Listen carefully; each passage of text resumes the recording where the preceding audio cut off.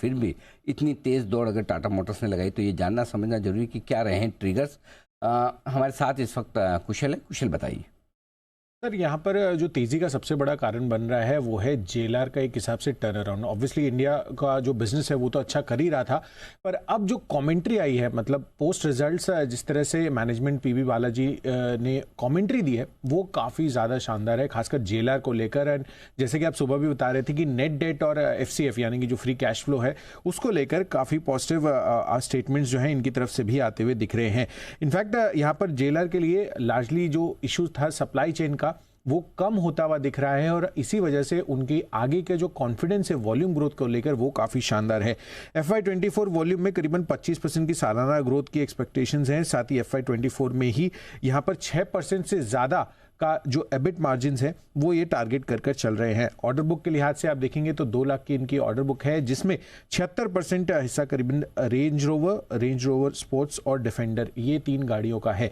In fact ये यही नहीं, आपको जो FCF की मैं बात बता रहा था तो FY24 में 2 बिलियन पाउंड्स का FCF जो है ये भी डिलीवर करने का ये लक्ष्य बनाकर चल रहे हैं, और साथ ही जो नेट डेट है उसको 1 बिलियन पाउंड से कम करने का इनका टारगेट है। 31 March if I am not wrong ये आंकड़ा जो है काफ़ी ज़्यादा था, करीबन 3 बिलियन पाउंड्स का। तो रिलेटिवली FY24 में ये FCF के बेसिस पर काफ़ी ज़्यादा भरोसा आगे के लिए जता रहे हैं, जिस वजह से नेट डेट आगे चलकर रिड्यूस होता हुआ दिखेगा। जहां तक भारत के कारोबार की बात है, FY24 में ये 5 से 7% की वॉल्यूम ग्रोथ एक्सपेक्ट कर रहे हैं सालाना आधार पर, और उसमें दोनों ही पैसेंजर व्हीकल्स और कमर्शियल व्हीकल बिजनेस शामिल है।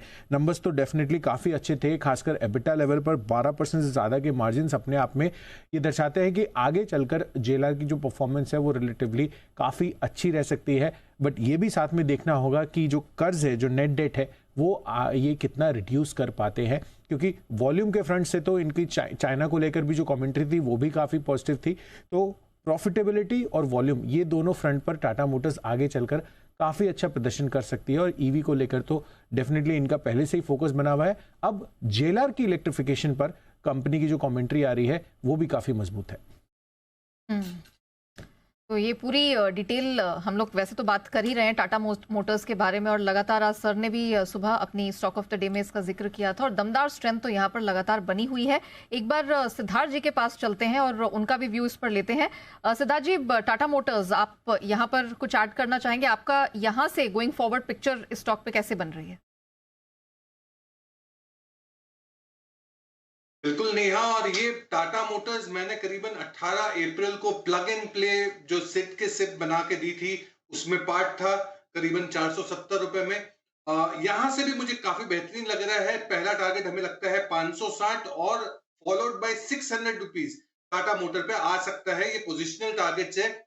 डेफिनेटली जैगुआर लैंड रोवर की ही पूरी चमक है, और ये चमक और अच्छी होती जाएगी क्योंकि चाइना ओवरकम कर रहे हैं, अभी मार्जिन बेहतर हो सकते हैं। और भारत की अगर बात करें तो सीवी स्पेस और इलेक्ट्रिक व्हीकल का तो आज भारत में अनडाउटेडली बादशाह है ये in terms of passenger vehicle. So Tata Motors definitely बहुत ही अच्छा प्ले हो रहा है। 560 फॉलोड बाय 600 के टारगेट के लिए बेहतरीन कंपनी। ये है आपके लिए टाटा मोटर्स पर राय इस वक्त। भारतीय एयरटेल